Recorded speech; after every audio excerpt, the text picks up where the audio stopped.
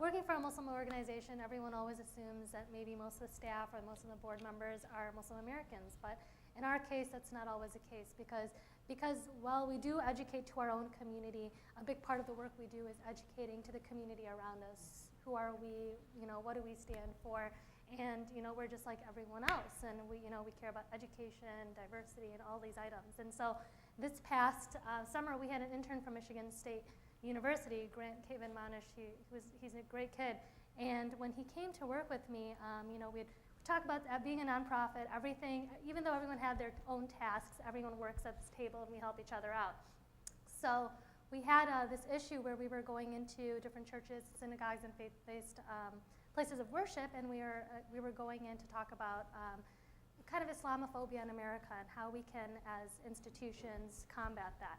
And I said, okay, well, this is our program. This is what we do. We're gonna, this is what we're gonna do at this church or the synagogue.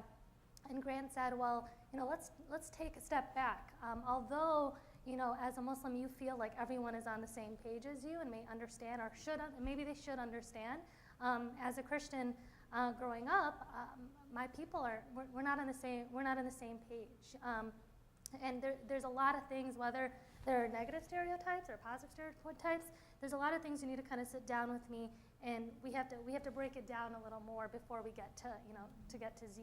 And I said, you know what, this is a great opportunity for me to learn from you on what I can do to make my job better. So we sat down and we went through the program, and I realized that just because me as a person, I feel like everyone should know this. This is common sense. This is what I know. Why doesn't everyone else know this? It's really important for us to kind of take a step back and put ourselves in other people's shoes without any bias and without any negativity, and without, we have to learn.